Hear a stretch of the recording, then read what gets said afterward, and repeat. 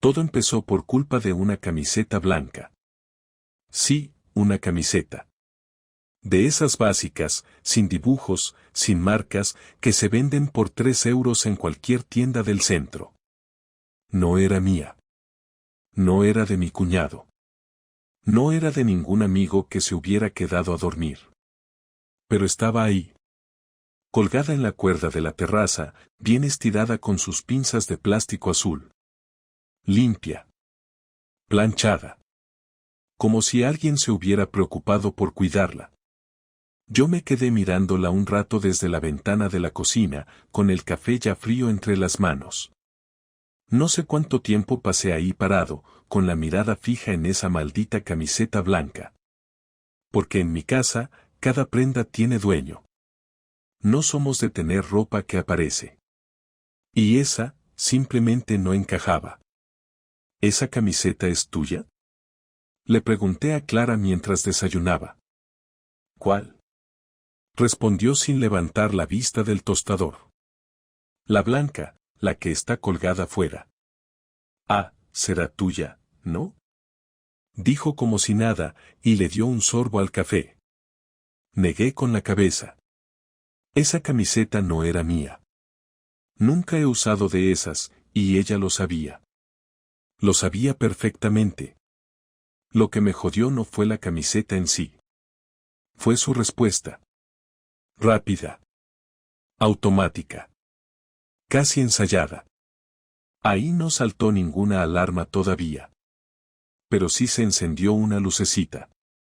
De esas que uno intenta ignorar, pero que no se apagan ni aunque te emborraches. El resto del día pasó normal, o eso intenté creer. Clara se fue al trabajo con su mochila de siempre, su perfume de siempre, su peinado de siempre, pero algo no cuadraba. No sé cómo explicarlo. Era como si todo estuviera en su sitio, pero torcido al mismo tiempo. Así que esa noche no dormí. Me quedé dando vueltas en la cama, imaginando escenarios, buscando explicaciones. Pero no había lógica en esa camiseta. Ninguna. Y lo peor es que mi mente no se quedó en la ropa. Empezó a tirar del hilo. A repasar horarios, frases sueltas, ausencias. Pequeños detalles que antes no parecían importar y que ahora parecían gritarme algo. Y fue entonces cuando decidí dejar de actuar como un marido normal y empezar a mirar todo con otros ojos. Como si fuese un desconocido en mi propia casa. Un investigador en territorio enemigo. Y lo que encontré, eso sí que fue interesante. Pasaron 3 días desde lo de la camiseta. No volví a mencionarla, pero cada vez que pasaba por la terraza, le echaba una mirada rápida. Nadie se la llevaba. Nadie la usaba. Nadie decía nada.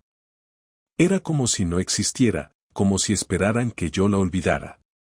Clara siguió con su rutina como si todo estuviera bien, pero algo cambió en su forma de hablarme.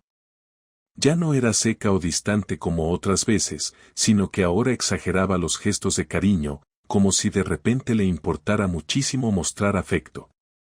Me besaba más en la mejilla, me acariciaba el hombro cuando pasaba por mi lado, me hacía preguntas que nunca antes le habían interesado, como si tuviera un guión nuevo que seguir. Yo no dije nada, solo asentía, sonreía lo justo, y seguía observando. El miércoles por la noche llegó tarde. Dijo que se había quedado a corregir exámenes en casa de una compañera del instituto, alguien que yo ni conocía. Ni se molestó en inventar un nombre que sonara creíble. Me lo soltó mientras dejaba el bolso en el sofá, quitándose los zapatos sin mirarme. No le pregunté nada. Fui al baño y cerré la puerta con llave. Saqué el papel donde había anotado la matrícula de su coche días antes y lo comparé con la foto que había tomado en la calle, frente al portal. A las 20:13, su coche no estaba donde ella decía que estaba. No estaba en casa de ninguna compañera. Estaba a 5 calles, aparcado junto a un edificio de pisos turísticos que se alquilan por días. Lo supe porque lo comprobé esa misma tarde, fingiendo que buscaba alojamiento para unos amigos.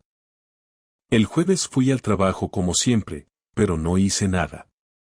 Solo me pasé la mañana buscando la mejor forma de saber lo que realmente estaba pasando sin que ella lo notara.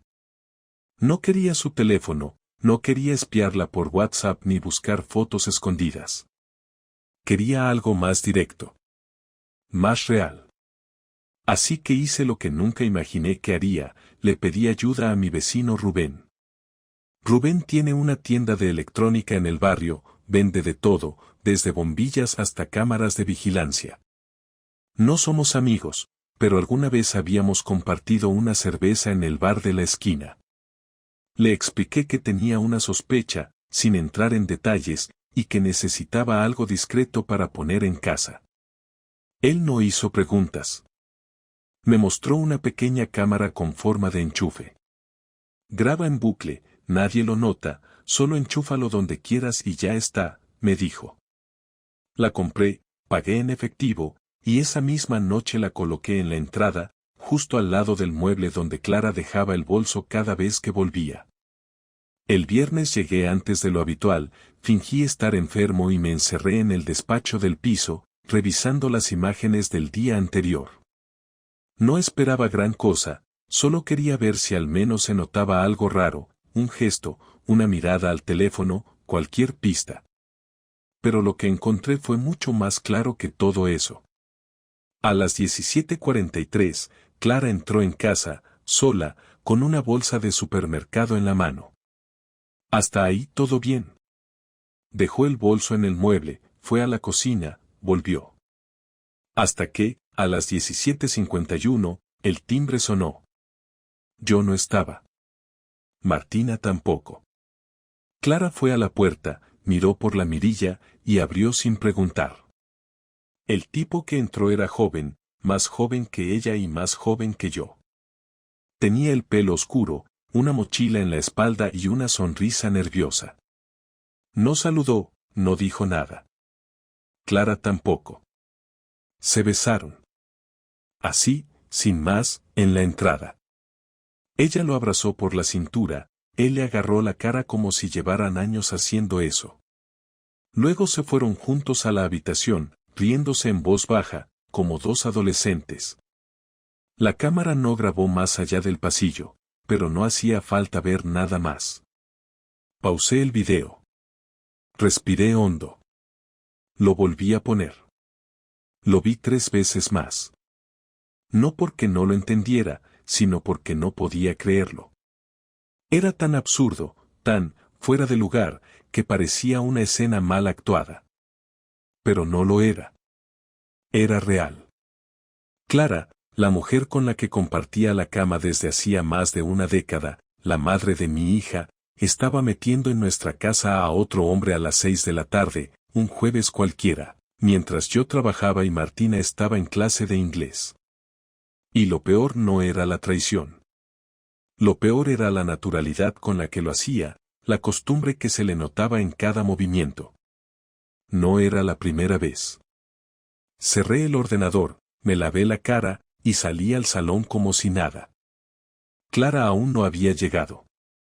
Fui a la cocina y preparé la cena. Había decidido que esa noche no diría nada. No todavía. Necesitaba más.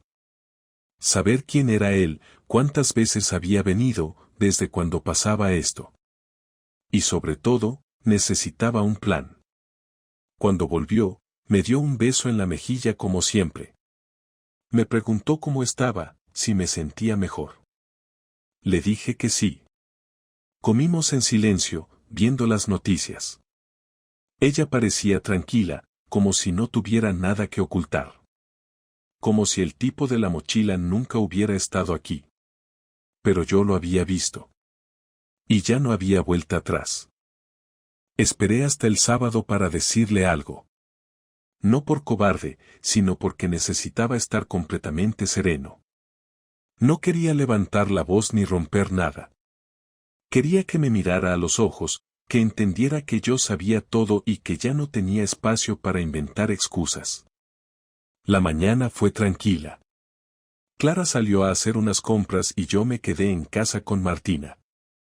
Jugamos un rato a la consola, luego le preparé su desayuno favorito y la llevé con mis suegros, aprovechando que habían quedado para comer todos juntos. Le dije que pasaría a buscarla más tarde, pero que tenía cosas que hacer con su madre. Mentira. Lo que tenía era un video en el portátil y muchas preguntas en la cabeza. Cuando Clara volvió, ya había limpiado el salón, bajado la basura y cerrado todas las ventanas. No sé por qué hice eso, supongo que necesitaba tener todo bajo control, como si el orden del entorno pudiera compensar el caos interno. Me senté en el sofá y le pedí que viniera, sin rodeos. Siéntate un momento, Clara, dije, sin mirarla. ¿Qué pasa? ¿Por qué esa cara? Nada todavía. Solo siéntate. Necesito que veas algo. Encendí el portátil, abrí la grabación y adelanté hasta el momento exacto. Ella no dijo ni una palabra mientras el video empezaba a reproducirse. Se la veía entrando en casa, dejando el bolso, revisando la bolsa. Luego aparecía él. El tipo de la mochila. El beso. Las manos. Todo. Avancé un poco más, hasta que desaparecían por el pasillo. Y luego pausé la imagen. La dejé en silencio. Ella no dijo nada, pero su cara se transformó. Al principio pareció querer buscar alguna forma de negarlo, alguna reacción automática que pudiera disfrazar lo evidente, pero no había espacio para eso. La evidencia era demasiado clara. ¿Quién es? Pregunté. Javi, no. Te he preguntado quién es. No te estoy gritando, no estoy perdiendo los nervios. Solo quiero que respondas. Tardó casi 30 segundos en decir algo, como si intentara encontrar una versión suave de una realidad imposible de maquillar. Se llama Tomás, respondió finalmente. Es alguien que conocí hace un tiempo. No significa nada. No significa nada, pero lo traes a casa, a nuestra casa, a la cama donde dormimos los tres. Lo metes por la puerta principal como si esto fuera normal. No me lo digas así, no es justo. ¿No es justo? ¿Justo para quién? ¿Para ti, que lleva semanas mintiéndome? ¿Para él, que viene a meterse donde no lo llaman? ¿O para nuestra hija, que podría haber estado aquí cualquier día, y tú ni siquiera pensaste en eso? Clara se puso de pie, empezó a caminar de un lado al otro como si eso le fuera a dar algún tipo de ventaja, como si moverse pudiera disolver la vergüenza que tenía clavada en la cara. No sabes cómo me he sentido estos últimos años, Javi. Tú trabajas desde casa, siempre estás aquí, pero no estás. Te pasas el día frente al ordenador, contestando clientes, y cuando te hablo, parece que ni me escuchas. Te fuiste apagando. Me cansé de hablar sola. ¿Y tu solución fue esto? No fue una solución, fue un error, ¿vale? Uno que no supe cómo parar. ¿Cuántas veces? Javi. ¿Cuántas veces ha estado aquí? Volvió a sentarse, más derrotada que antes. Sus manos temblaban sobre las piernas y su voz se volvió mucho más baja. No lo sé. 4, 5. No las conté. ¿Y todas en casa? Sí. Siempre que estabas trabajando o cuando salías a hacer la compra o a llevar a Martina. Me quedé en silencio. No porque no supiera qué decir, sino porque me parecía increíble que fuera capaz de contar eso con tanta calma. Como si no se tratara de lo más grave que había hecho nunca en su vida. Como si no acabara de destrozar todo lo que habíamos construido. ¿Por qué aquí? Pregunté, más tranquilo de lo que esperaba estar. ¿Por qué en nuestra casa? Porque no tengo otro sitio. No me iba a ir a un hotel, no tenía dónde. No lo pensé bien. No, Clara. No lo pensaste en absoluto. Volvió a decir que lo sentía, que no había querido hacerme daño, que se sentía sola y confundida, que no buscaba una aventura, que simplemente necesitaba sentirse viva, deseada, vista. Palabras vacías que ya había escuchado antes en boca de otras personas. Yo no era perfecto, eso lo sabía, pero tampoco era un fantasma. Siempre estuve ahí, disponible, haciendo todo lo posible por mantenernos bien. Nunca salía sin avisar, nunca escondí nada, nunca le hablé mal. Y ahora me encontraba con que ella sí lo había hecho. Todo. A plena luz del día. En nuestra casa. ¿Estás enamorada de él? No lo sé. ¿Piensas seguir viéndolo? No. ¿Me lo prometes? No te puedo prometer nada ahora mismo. Eso fue lo que más me dolió. No el engaño, no las mentiras, no el tipo ese entrando como si esto fuera suyo. Lo que me destrozó fue que, aún después de todo, no podía darme una promesa básica. Ni siquiera una mentira piadosa para calmarme. Me levanté, cerré el portátil y salí del salón. Subí al dormitorio, saqué una mochila, y empecé a meter ropa sin pensar demasiado. No sabía si me iba para siempre, para un día o para una semana. Pero tenía que salir de allí. Clara no me detuvo. Ni una palabra. Solo escuché el clic de la puerta al cerrarse detrás de mí. Ya no era mi casa. Ya no era mi mujer. Y eso, por fin, era evidente para los dos. No me fui muy lejos, ni hice nada dramático. Fui al piso de mi primo Víctor, que vive a 10 minutos andando. No le conté nada, solo le dije que necesitaba un sitio donde estar unos días. Me dejó las llaves y me dio una palmada en la espalda sin hacer preguntas. Me encerré ahí sin avisar a nadie. Apagué el móvil. No quería mensajes de Clara ni llamadas de nadie de su entorno. Pasé 3 días solo, comiendo cualquier cosa y durmiendo poco. Tenía la cabeza llena, pero una sola idea me daba vueltas: si ella había tenido tan poca consideración por lo nuestro, ¿por qué tenía yo que marcharme como el expulsado? Yo no era el que había cruzado la línea. No era el que había abierto la puerta a un extraño. Ella había jugado, ella había roto, y ahora iba a tener que vivir con las consecuencias. No iba a quedarme callado mientras ella salvaba la cara ante todos. Si lo iba a perder todo, al menos me iba a asegurar de que ella no saliera limpia. El lunes volví a casa. Entré con mis llaves, sin avisar. Clara no estaba. Me moví por el piso despacio, sin tocar nada, observando cada rincón como si fuera la primera vez. Nada había cambiado, pero todo era distinto. Fui directo al armario de la habitación y saqué una caja donde guardaba algunos documentos viejos. Dentro había un pendrive. Lo conecté al portátil y copié el video de la cámara. Luego me senté a hacer una lista. Nombres, correos, direcciones. No era larga, pero era precisa. Sus padres, su hermana, su jefa, 3 amigas que siempre me miraban como si yo fuera el afortunado de estar con ella. No les iba a gritar, ni a pedirles que tomaran partido. Solo iban a ver lo mismo que vi yo. Fui imprimiendo las capturas más claras del video. No necesitaba todo el metraje, solo los fragmentos clave. El beso, la entrada, la actitud. Era más que suficiente. Imprimí 8 sobres, uno para cada persona de la lista, y dentro puse las imágenes, una nota corta, y la dirección de un enlace de descarga con el video completo. La nota decía solo una frase: esto es lo que hacía Clara mientras su familia creía en ella. Nada más. Nada de insultos, nada de explicaciones. Que cada uno sacara sus conclusiones. Los entregué uno por uno, en mano cuando fue posible, por correo cuando no.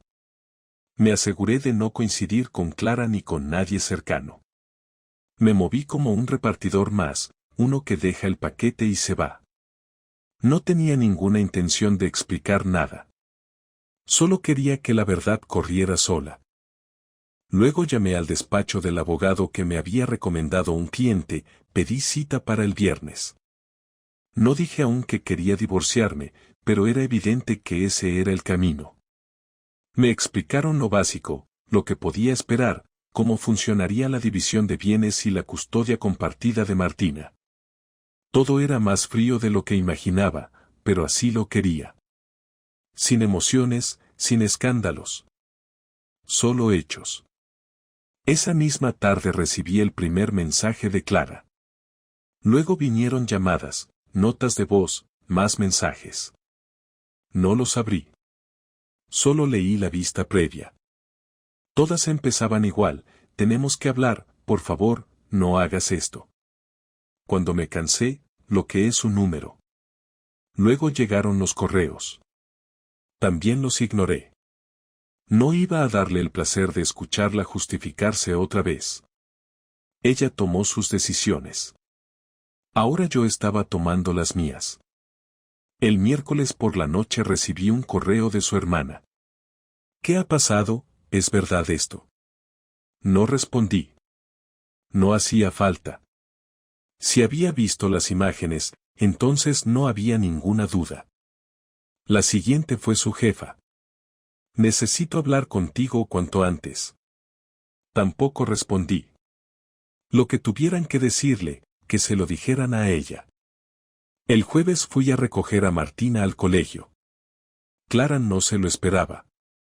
Me vio desde la puerta y se acercó rápido, con cara de haber llorado, con el mismo abrigo que usó el día del video. Me pidió que habláramos, delante de la niña. Le dije que no era el momento ni el lugar. Ella insistió. Yo la miré sin decir nada. Martina me abrazó, feliz de verme, sin entender lo que pasaba. Clara me lanzó una mirada mezcla de súplica y rabia. No dije ni una palabra. Al día siguiente, fui al despacho del abogado con todos los documentos. Le conté los hechos sin adornos, sin exageraciones. Le mostré el video. Me dijo que era suficiente como para iniciar un proceso rápido, sin posibilidad de negociación. No busqué una guerra por la casa, ni por el coche, ni por el dinero. Solo quería una cosa: que la custodia de Martina fuera mía el mayor tiempo posible. Me dijo que con pruebas como esa, y siendo yo quien se ocupaba de todo desde hacía años, era probable. El domingo siguiente, Clara me esperó en el portal. Me paré, porque ya estaba ahí. Me preguntó qué quería con todo esto, por qué le estaba destrozando la vida. Yo le respondí sin levantar la voz. ¿Te parece duro lo que estoy haciendo? Pues imagina cómo fue ver lo tuyo por primera vez. Intentó decir que la estaban acosando, que su familia le había dado la espalda, que en el trabajo ya todos sabían algo. Yo me encogí de hombros. No me importan tus consecuencias. A mí me tocó tragarme las mías solo. Ahora te toca a ti. Ella se quedó en silencio. Ni un llanto, ni un insulto. Solo una cara de alguien que entendió que ya no tenía poder sobre nada. Me di la vuelta y me fui. Esto no era justicia, ni castigo. Solo era una parte de lo que ella había sembrado. Yo solo me aseguré de que no pudiera esconderlo. Pasaron 2 semanas desde que todo estalló. Clara no volvió a buscarme después de aquella vez en el portal. Sus mensajes cesaron, las llamadas también. Supongo que entendió que no iba a ceder, que no tenía nada más que decirle por teléfono o por correo. Yo seguía viviendo en casa de Víctor, y cada vez que veía a Martina lo hacía en lugares neutros, con la excusa de que necesitábamos espacio para pensar. La niña no entendía nada, solo sabía que mamá y papá ya no vivían juntos y que todo se había vuelto raro, pero no decía mucho. Yo trataba de mantenerme tranquilo delante de ella, aunque por dentro sentía una mezcla constante de agotamiento y decepción. No podía seguir así. No podíamos seguir así. Tenía que cerrar todo esto de una vez por todas. La llamé un miércoles por la tarde. No contestó a la primera. Volví a intentarlo. A la segunda, respondió. Hola. Tenemos que hablar. En persona. ¿Cuándo? Esta noche. A las 9. En casa. Está bien. No hizo falta decir nada más. A las 9 en punto toqué el timbre de lo que todavía era, legalmente, mi casa. Me abrió sin decir palabra. Estaba despeinada, sin maquillaje, con una sudadera vieja que le llegaba hasta las rodillas. Me pareció raro verla así. Siempre se arreglaba, incluso para estar en casa. Esta vez no. Cerró la puerta tras de mí y fue directa al salón. Me senté en el sillón, en el mismo donde habíamos hablado aquella tarde del video. Ella se quedó de pie unos segundos, luego se sentó en el borde del sofá, frente a mí. ¿Has hablado con el abogado? Pregunté. Sí. Me llegó el borrador del acuerdo. Lo leí. ¿Vas a firmarlo? Sí. Asentí. No me sorprendía. Ya no tenía fuerza para pelear. Tal vez pensaba que cediendo todo podría calmar lo que había roto, como si entregarme la mitad del piso o las visitas de la niña compensaran de alguna forma lo que había hecho. Lo que hiciste, dije. No fue solo traicionarme a mí. Lo hiciste aquí, en esta casa, con Martina a veces en la habitación de al lado. Lo hiciste como si fuera normal. ¿En serio pensaste que no me iba a dar cuenta? No pensaba. Solo actuaba. No sé cómo explicarlo sin que suene excusa, pero todo se me fue de las manos. ¿Lo sigues viendo? No. No desde que hablamos. Le dije que no quería volver a verle. ¿Por qué no lo echaste de casa cuando sonó el timbre? ¿Por qué no lo paraste en la puerta? Ella bajó la mirada. Se frotó las manos, nerviosa, como si no supiera por dónde empezar. Porque me gustaba cómo me hacía sentir. Porque me devolvía algo que creía perdido. Pero no fue amor. No fue nada profundo. Fue una especie de distracción. Una estupidez. Una estupidez repetida varias veces, repliqué. Se quedó callada. Yo también. El silencio fue largo, incómodo, pero necesario. Era la primera vez en semanas que estábamos frente a frente sin gritos, sin tensión inmediata, solo con la verdad flotando entre los dos, como una mancha imposible de quitar. ¿Tú vas a seguir adelante con todo? Me preguntó. Sí.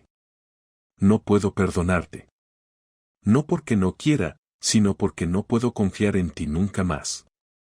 No quiero vivir con la duda, ni volver a mirar por encima del hombro cada vez que suena el timbre. Esto ya no tiene arreglo. ¿Y qué quieres hacer con Martina?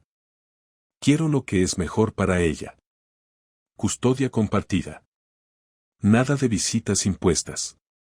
Que podamos organizarnos según su colegio, sus actividades, sus tiempos. Pero que no crezca sintiendo que tiene que elegir entre nosotros. No va a entender esto. Cree que vamos a volver. Entonces explícaselo bien. No le mientas. No digas que mamá y papá se quieren pero están confundidos. Dile la verdad.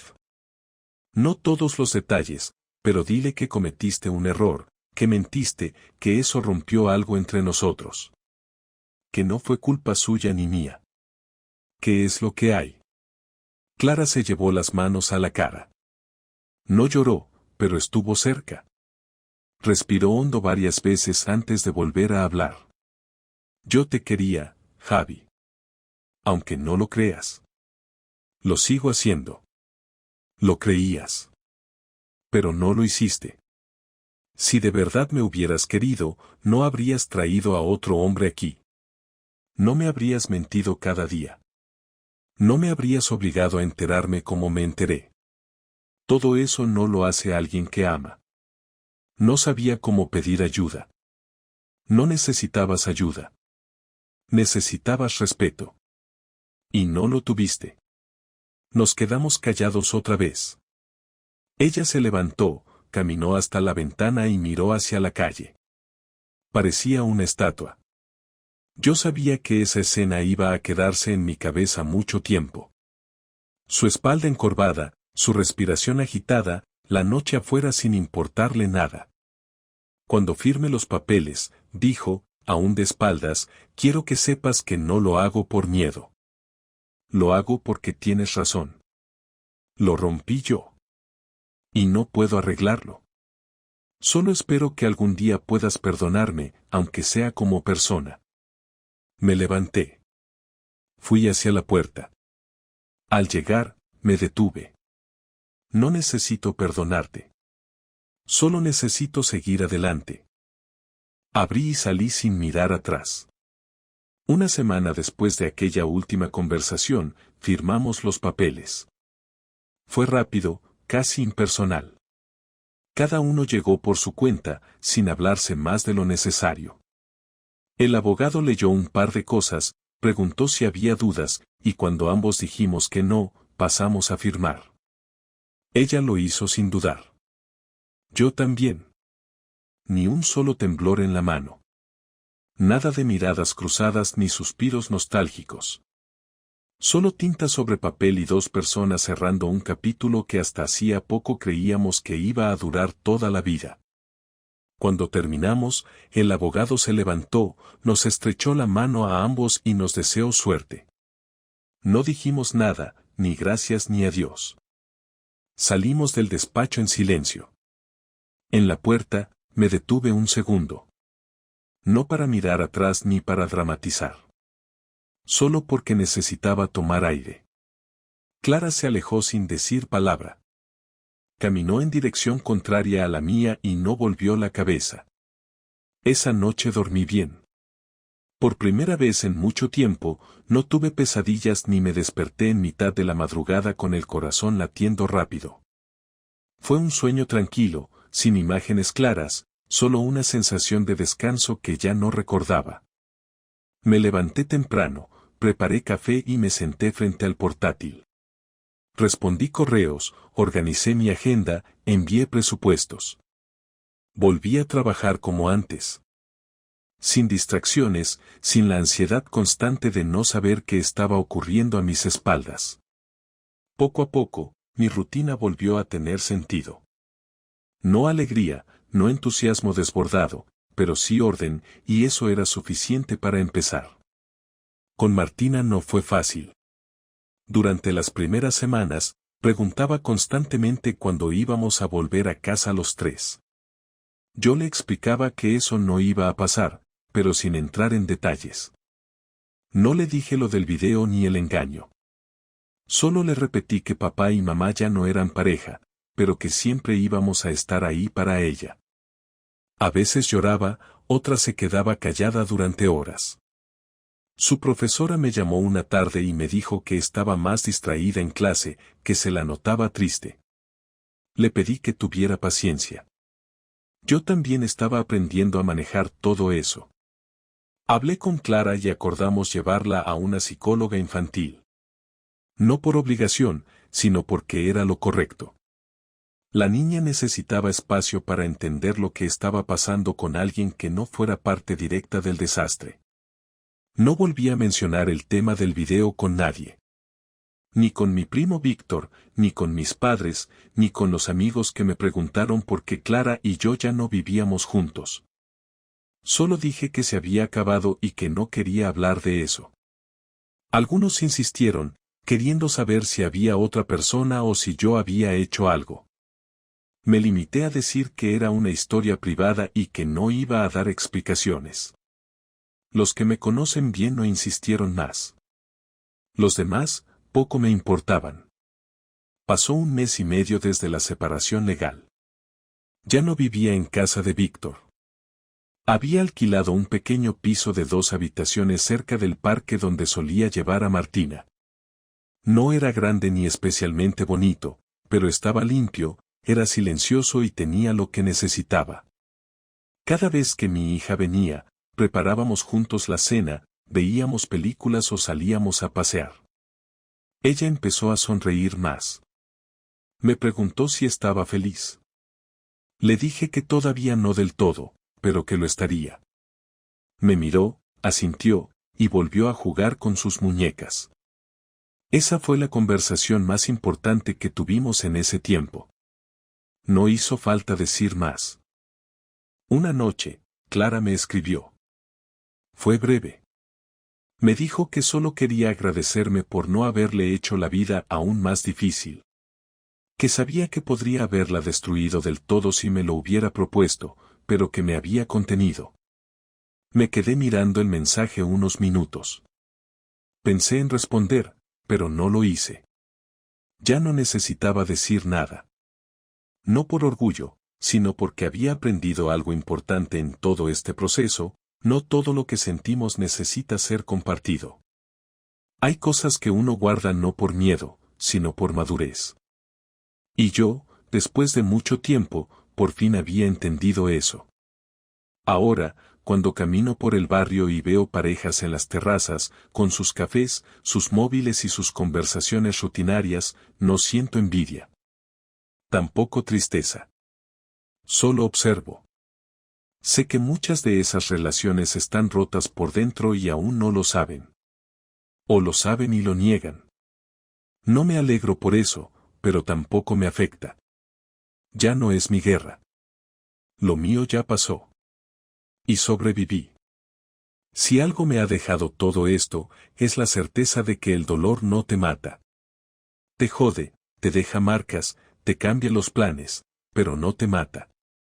No si te mantienes firme, no si no traicionas tu propia dignidad. Clara cometió un error, uno grave, y yo reaccioné como su error merecía. No fui violento, no grité, no inventé historias. Solo mostré la verdad y me aparté. Y eso, aunque no lo parezca, fue la victoria más grande que podía lograr. No me interesa volver a empezar de inmediato. No quiero citas, ni conocer a nadie por ahora.